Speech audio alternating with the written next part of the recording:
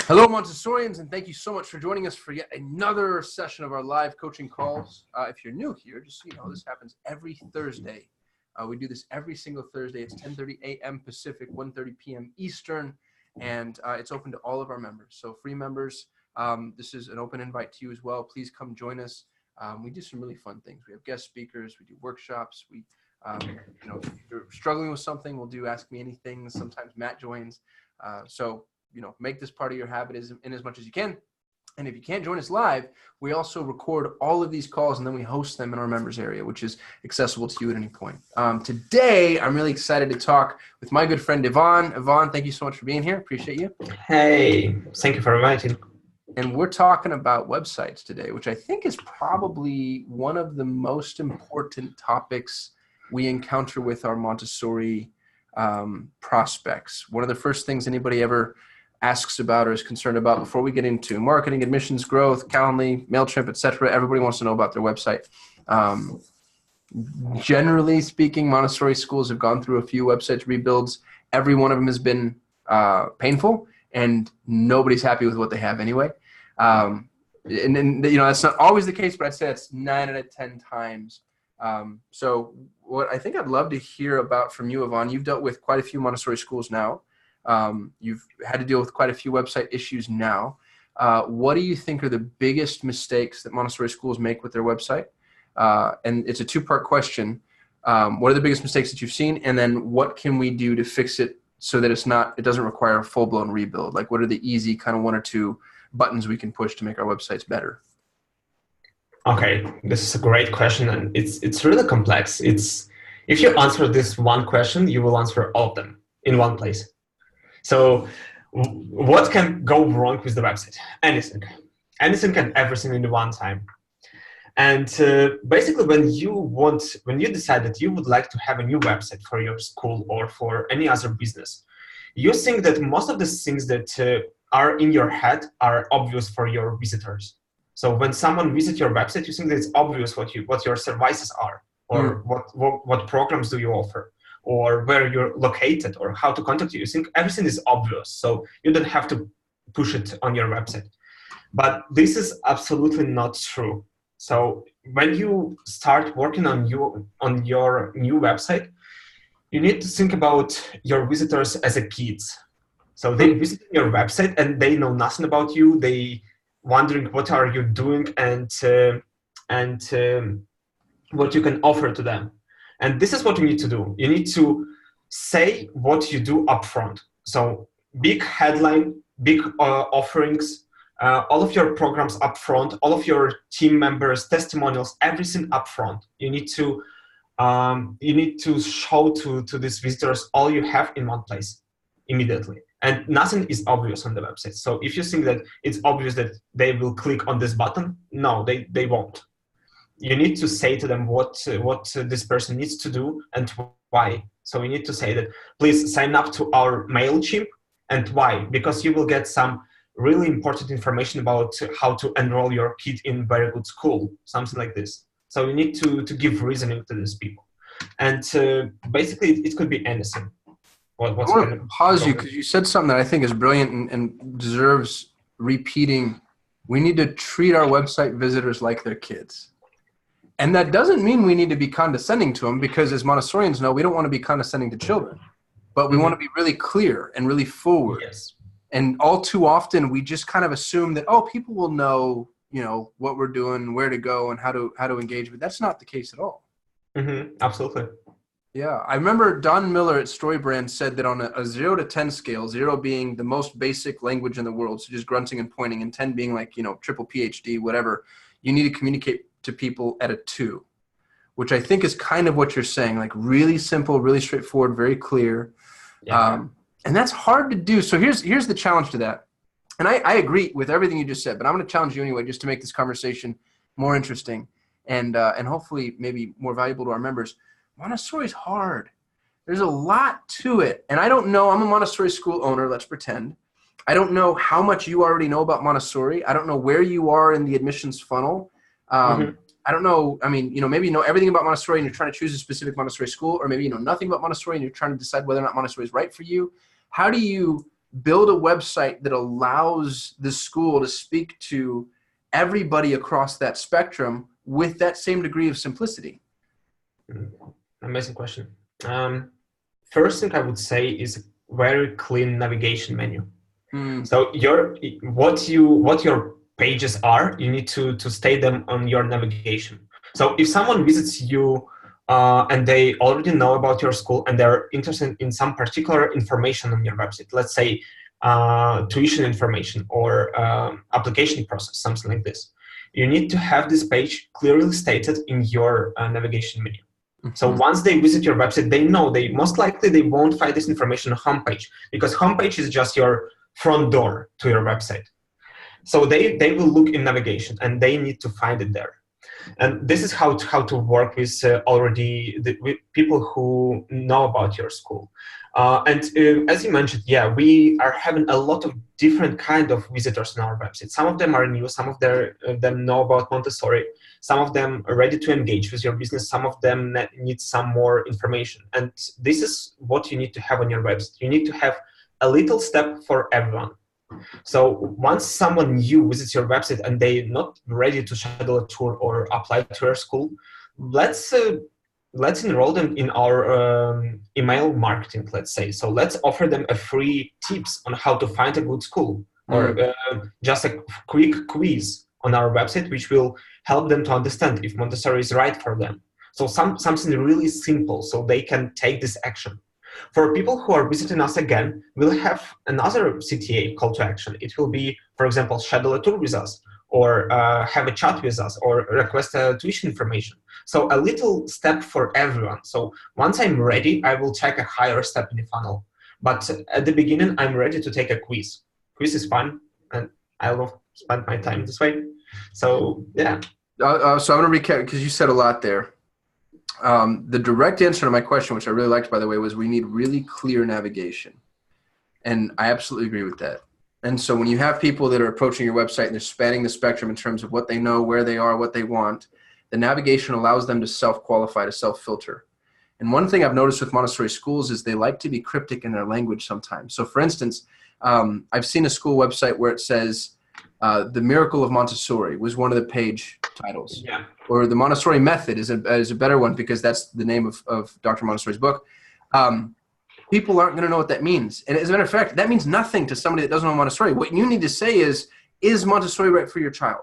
Or about Montessori, or learn, the history of Montessori, but be really clear and direct in your navigation, because if the names of your pages are only to be understood by people that already understand what they mean, then you're not going to allow people to self-qualify. So that's the way I'm interpreting what you just said about navigation. And I'll pause there too, because I imagine you might have some additions. This is really true. So I would say you can play with your names, like page names, right, only if you have a really strong brand, really strong. If people will want to go to these pages only because they know that you have a good content on them, most likely, then they will take this leap of faith. Let's name it so. Otherwise, yeah, absolutely, you need to have a really clean statements. I saw a school, or it was a website. They had a page called our staff, our team. Yeah. They called it something like our redheads or something like this. Yeah. This is cool, but on first impression, I thought they were selling some redheads. Yeah. Something like this. And that's the problem with trying to be cute or funny. Like you said, if you have $1 billion brand, if you're Gary Vaynerchuk or Coca-Cola or whoever, you get to play around because it kind of doesn't matter.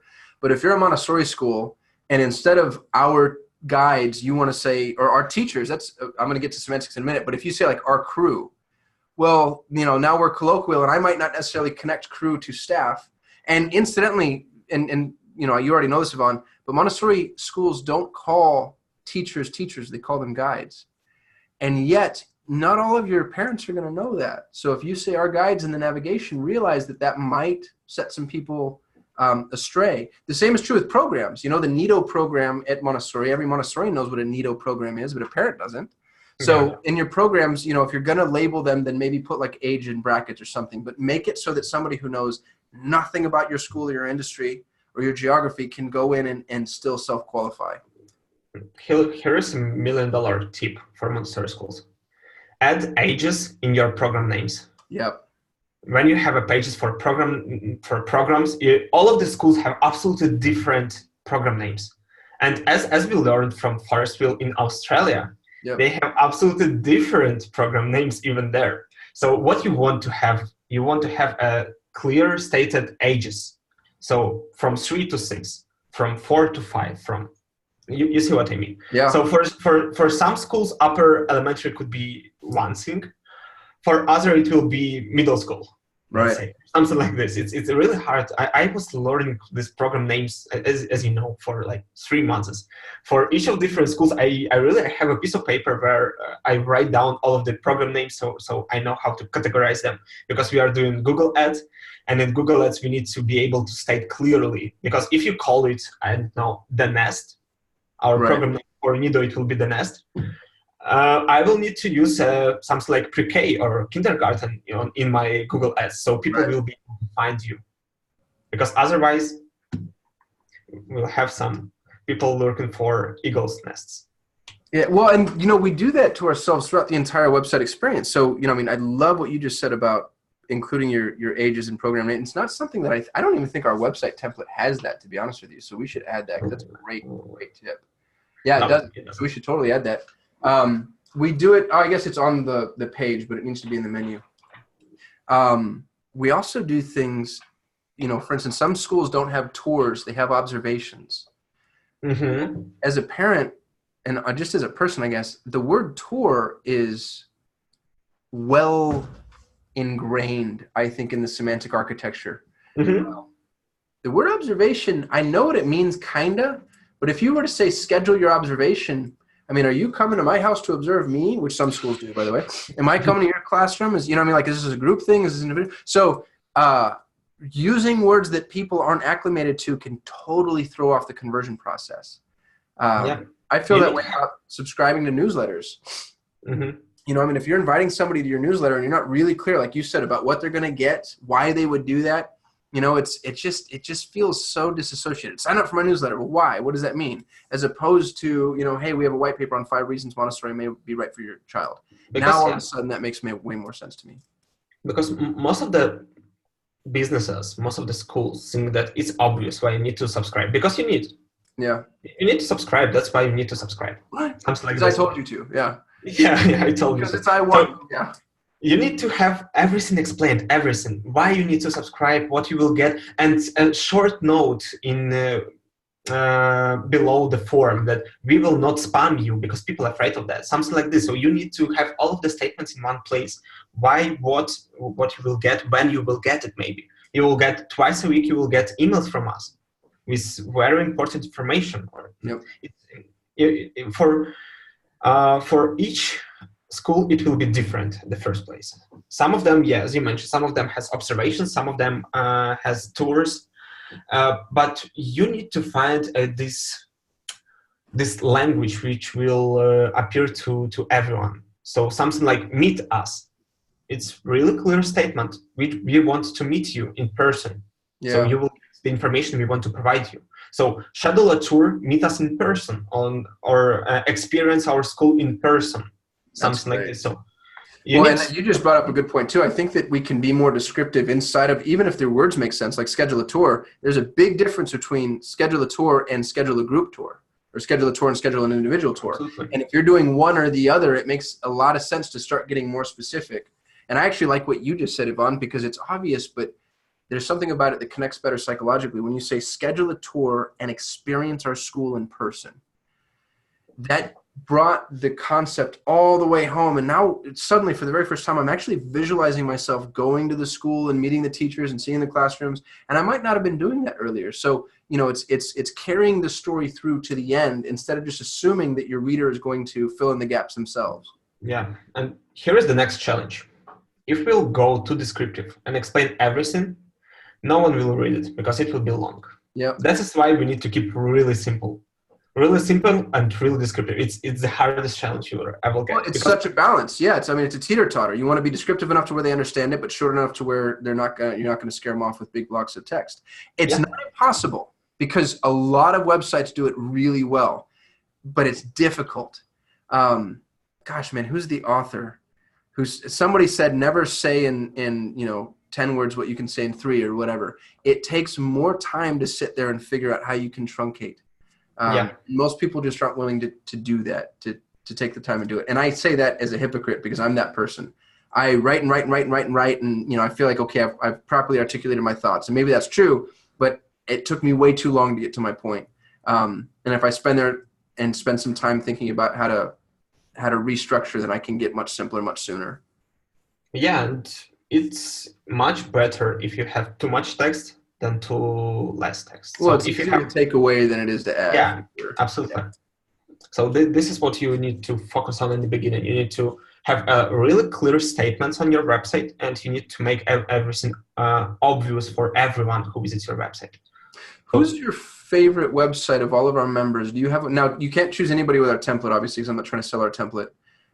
Although that's a good note for anybody watching the recording. We have a website template that we built based off of what we feel are Montessori best practices, and it's a culmination of every single Montessori website we've ever seen, and the best of the best of the best of what we've seen. I'm really proud of it. I think it's awesome. If you don't have a website template, I think you should use it. But take that template off of your mind. Let's highlight some of our members whose websites you really like. Is there anybody that you would point at? And you don't have to like their entire website, but you can point at like specific facets where you say, hey, this is there. I would say there is one website which I love. Okay. And it's obviously it's Canadian website. Okay. Who's it? It's Mildenhall Montessori. They have amazing website. I can share my screen and show it. That's what I was gonna do, but you do it. You drive us around and show us why you like it.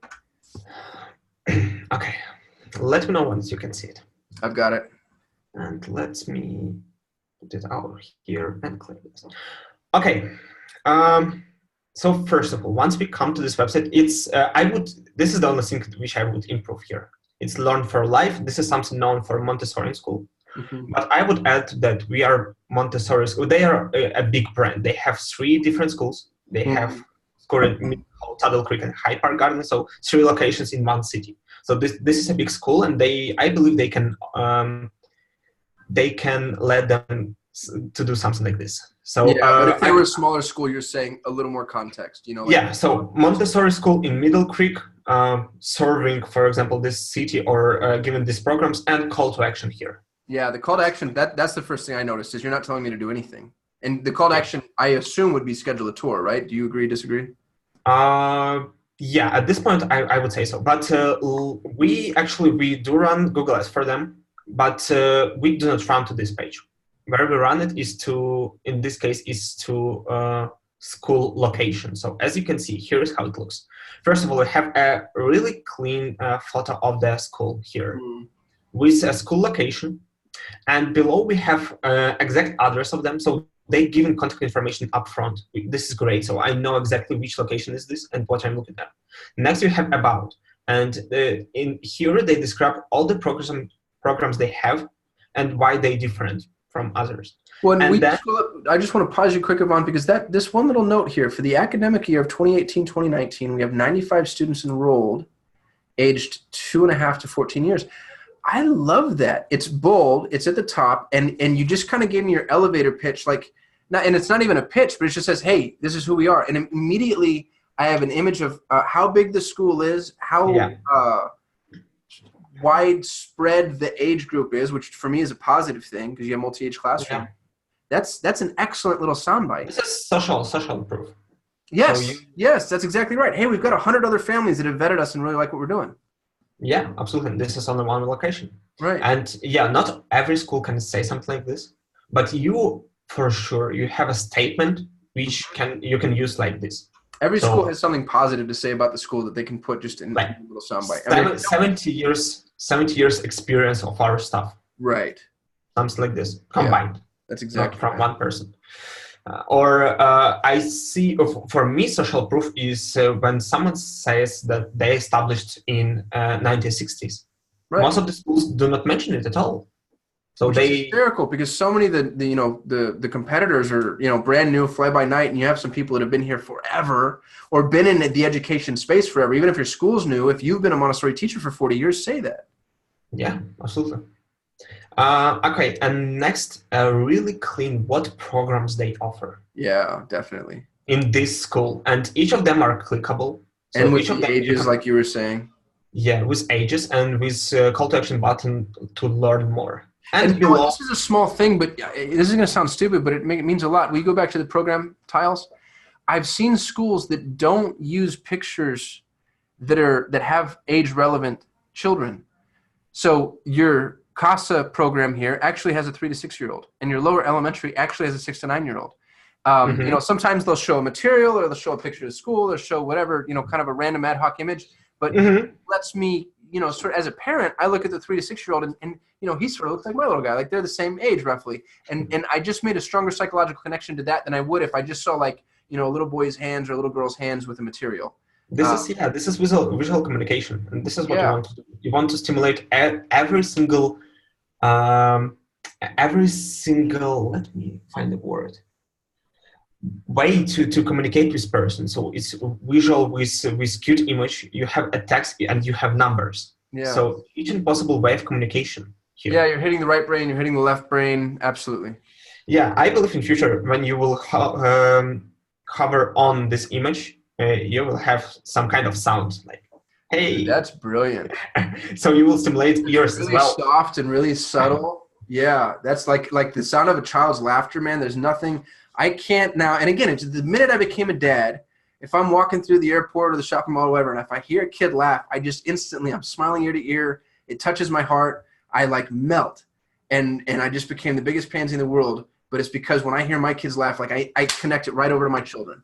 So if you had something, and it doesn't have to be that exactly, but if you just had something really subtle, the sound of children playing or whatever. This is really thin ice, and at this point of our internet development, I wouldn't recommend applying something No, like it's too this. heavy. Yeah. Yeah, because most of your visitors will consider that as spam, and they will close after that. But at some point, I believe it will happen. That's brilliant. Okay, and this is for programs. Each of these programs are clickable, and I will show to you how they structured next. But here is what is interesting. For this school, we have a bunch of different Calendly events. So for each of these school locations, we have a separate Calendly. And for each of the programs, we have a separate Calendly.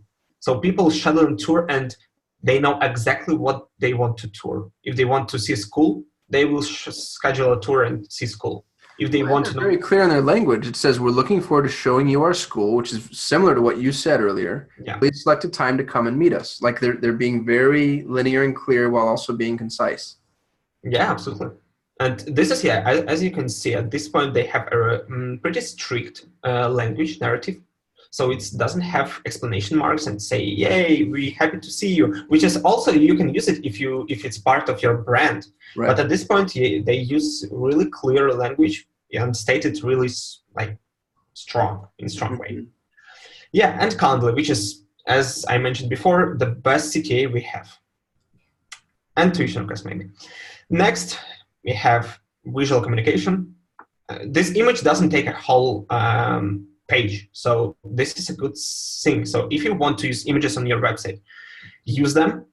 The best way is to have your own images. If you don't have them, we have a stock images for you. Mm-hmm. But do not make them too big or take all of the attention on your website. They should like be additional on your website. They should work with your texts on your website. Can I speak to that just briefly, Ivan? Absolutely. Will you do me a favor? Start at the Calendly slide and then scroll down past that image. Here's what that image just did. It's a sweep. It's a psychological refresh. So if you've just got an image that's, text and a call to action and more text and a call to action and maybe even a smaller image, but if you've got an image, if you've got a page that's just lots of the same, I feel like I'm reading a novel now and you're sort of overwhelming me. But when you give me that big, long banner, you're now sort of like wiping my mind of what I just saw. And it's almost like I'm on a new page and I have a psychological refresh and I'm able to just focus on what's at hand. And really, our template does this really well. Matt's website, Bergamo, does this really well. It's constantly either delivering smaller pages that are easier to imbibe, or if the page is long, you're giving them a psychological refresh so you're not making them feel like they're diving deep into this rabbit hole. Yeah, this is a really good point. So your website, consider your website as a presentation, like PowerPoint presentation, not as contract agreement. Yeah. No one will read it through, even if you have some images there. This is what we had in like 20 years ago, 10 years ago. We had these websites with a long texts and sometimes you could see some images. Yeah. But at this point, it's like a presentation. You need to have images, you need to have big titles, small titles, text, CTAs, calendars, program tiles, and everything that's possible to make it interesting for me to scroll down. Well, and you know what people do is exactly what you just said. And we've seen this because there's software applications you can install so you can see what their browsing experience looks like. But whenever anybody lands on a page, and everybody does this, if you're listening to this, I promise you do this. Pay attention next time you land on a new website. You land on a page and you instantly scroll from the top to the bottom, skimming, and then you go back and read what's interesting to you. So you go top to bottom, skim first, and read second. And what that means is we need to make our pages really skim friendly. And this is a very skim friendly page. Look what just happened. We've got a clear title that says a student perspective. Oh, clear title is program. I mean, I can skim this page and instantly know what each one of these sections is going to be applicable to me and where I want to come back. Yeah, and here's a really cool part, which I saw only in very few schools. So first of all, student perspective, and they describe in the first person what is good for me as for a kid in the school. They describe from parent perspective why parents should give their child here, and then from teacher perspective. And we have a CTA column, schedule a tour here. So once you read it, we want to try to engage with you again. So if you're interested at this point, schedule a tour. If you're interested at this point, so cool. Yeah. Sorry, I interrupted you. No, absolutely. This is something that you should consider because, of course, only this person will take action on your website. Right. So you could delete both of the student and teachers, but because you give it gives this parent ability to think what actually their kid will get, because most of them just looking to resolve their pains. So I want my kid to be successful in life. I want to have like full-time days. I want to have experienced teachers.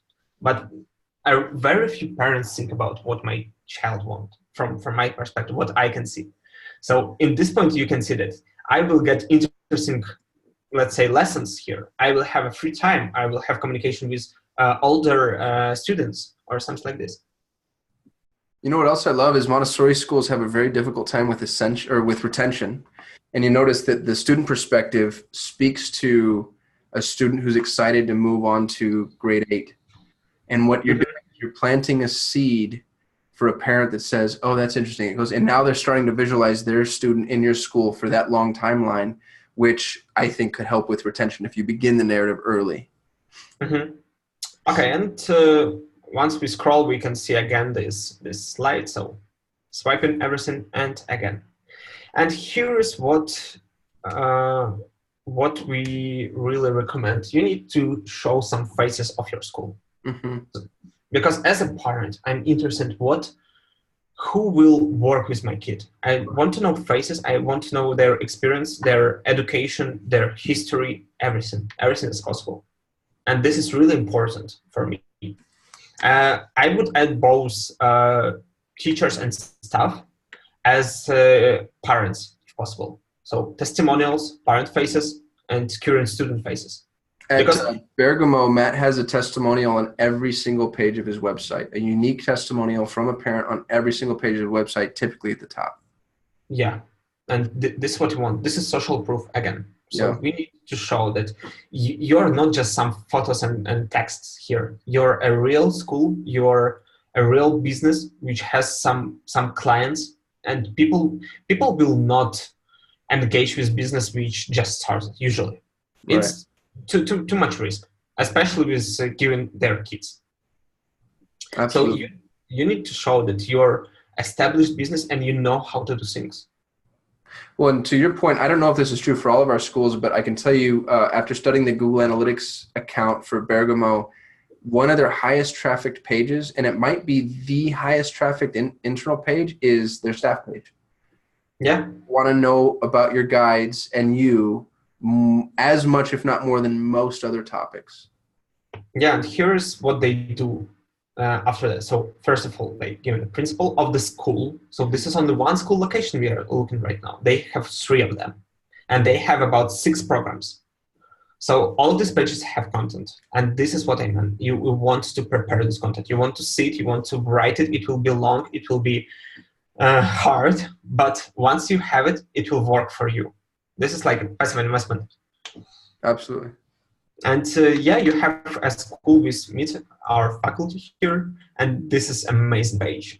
So as I mentioned, they first of all principals, and this is what we've seen in a bunch of schools, and we recommend doing that. You want to have a professional photo shoots of your staff in your school.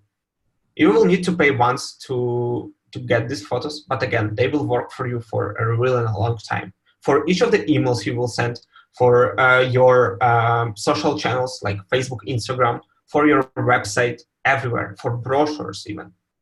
So your photos are crucial. And here, as you can see, you have not only tiles with all of these principles, but you can click on them and learn more. So you will be redirected to a full biography of this person and why you want to give your child in hands of this teacher in this case. And then teachers, and here is what I talk about strict language. I was wrong. And this is what shows that Montessori is different. Yeah, this is great. This makes them relatable. You know, you actually want your kids hanging out with these folks. Yeah, and here's for each of the schools, you have different staff members. So you can go to Mildenhall, as we started with this location. And here's all of the team members here. Oh, that's awesome. And the birds. Yeah, they just used Maria Montessori photo here for people they do not have photos of. This is an amazing idea. Yeah, so as you can see, for each of them, you have a lot of content written.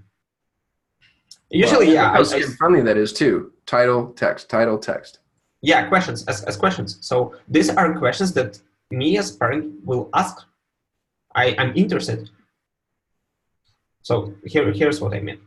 Okay, and let's go back to our school page. As you can see, so far we are getting much more content that I ever saw on some websites. Well, and what we just did too is I think we did a really good job of showing how parents travel down rabbit holes. You know, nobody has a linear browsing experience. Nobody goes, okay, I'm going to visit from the home page. I'll go to the about page. When I'm done with this page, I'll visit. Instead, you land on a page and you're like, oh, that's interesting. Oh, that's interesting. Oh, that's interesting. And the more opportunity people have to travel down these rabbit holes, the more likely they are to continue to engage with your site, get to know who you are, learn about you, etc. And this is a really good point, as you mentioned. So all of your pages needs to be linked between each other. Yep. If you mention something here, so you mentioned programs, you give a link to program. If you mention stuff, you give a link to stuff. And this is why I do not recommend to have a huge social links on your website. Right. Do not have huge Facebook links. So here, yeah, they don't even show it as I understand. Yeah, they don't. And this is sometimes it's a really good idea if you have a lot of content, because here's a golden rule. Once someone click on Facebook to see your page, they will see that they have 3 notifications, 2 friends invites, some other stuff on their Facebook, and they will forget about your website for all. They will go to answer some messages, they will go to browse some kittens in their feed, and all of this stuff. So you need to think about where and when you want to show your links to outside of your website. If you're ready to send this person to any other resource, think twice. Absolutely agreed. Although these are Montessori parents, which means they're good people, which means they're probably not looking at kittens, they're looking at dogs. Okay. This was okay. I will. Yvonne and I have a inside battle going on. The difference between cats and dogs. All right, we're 6 minutes over time, which is, I think. Really? Oh my God, this was fast. Let's. I don't want to cut it off, but maybe let's wrap it up and send some take-home messages, and we'll reconvene. Yeah. Yeah. Again, so first of all of the website. It's content. So you need to write a really clear content, and you need to ask yourself. Imagine you're a parent and ask all of the questions that you would like to get answers on in terms to give your kid to some other strange place. Because at the first place, in the first site, in the first meeting, It's some place. I'm not sure about what the school does and what they have. It's place. And you need to answer what is our history. So you can use this website as an example.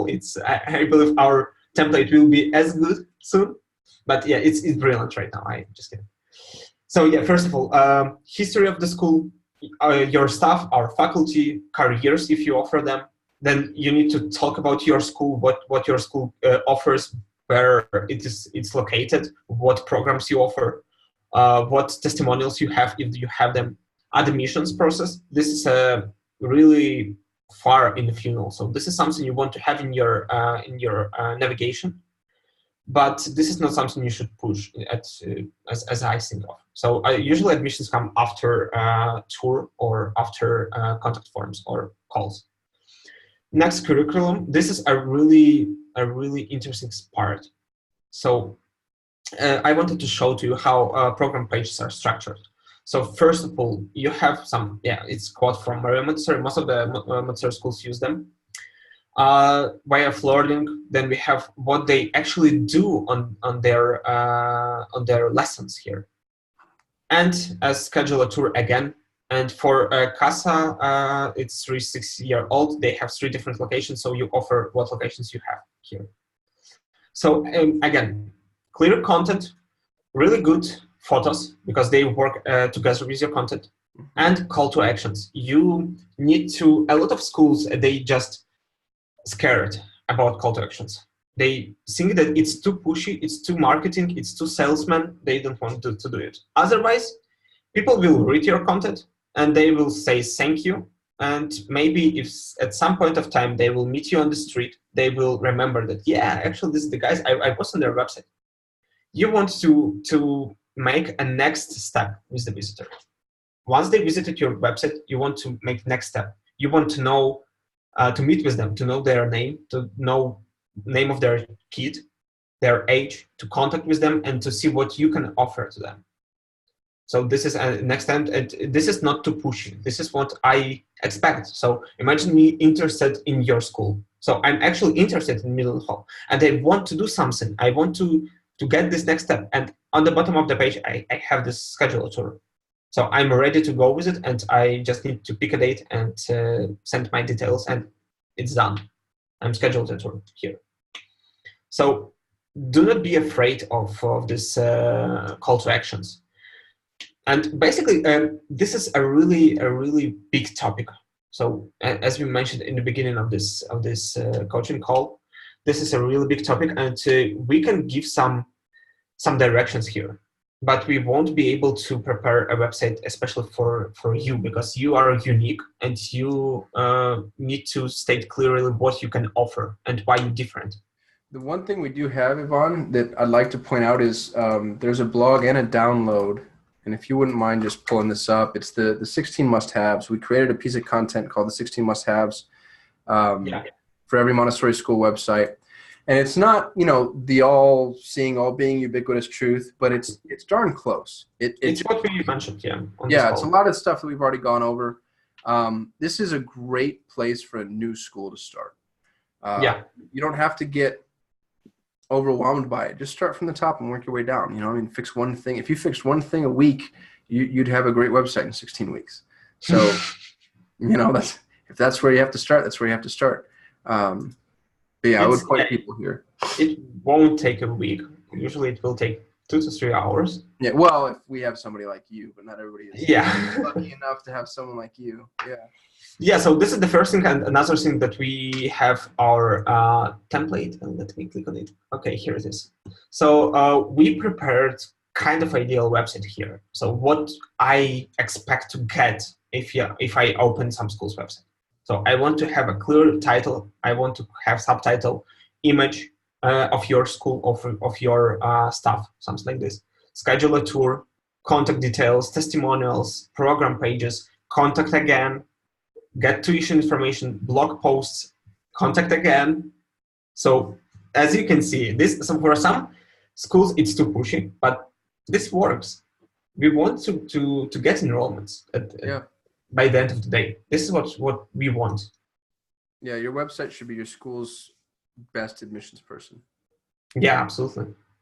you don't need to pay salary on weekly Right. basis or monthly basis. Once you have a good website, it will work for you.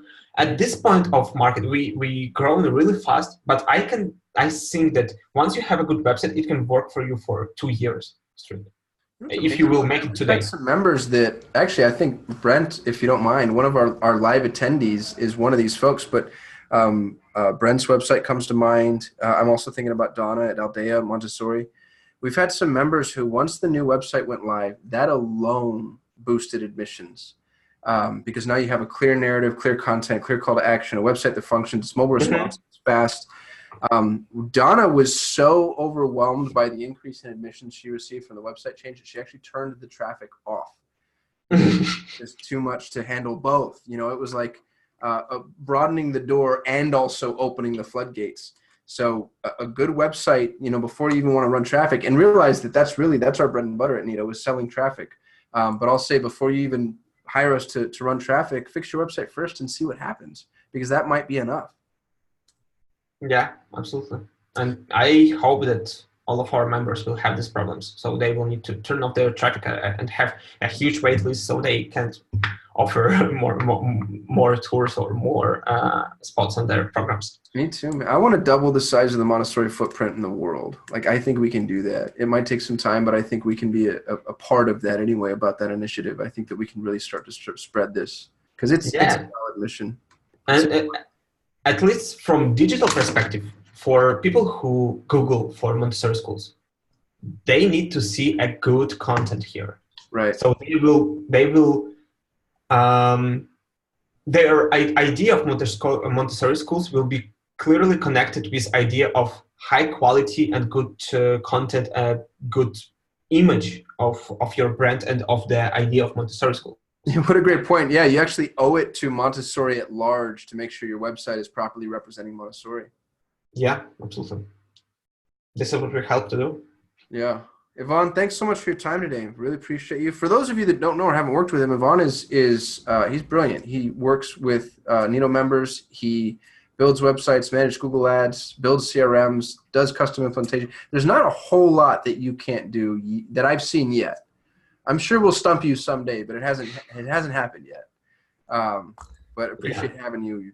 This is the only way to be able to state about something in such a general overview. So once you go to CTAs, you will need to understand how they works. And once you have scheduled tour, you need to know how Calendly works. And once you have Calendly, you need to know where you want to send these leads to. And it's obvious it will be MailChimp or your email.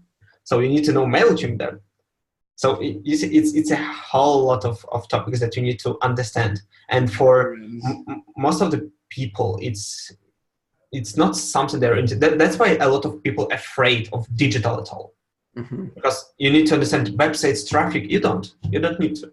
You need to find a person who does at this point. This is not something, it sounds silly, but it doesn't. So it's your responsibility at this point as a school member or school teacher is to teach kids or to get admissions or to work with parents. This is what you have to do, and this is what your job is.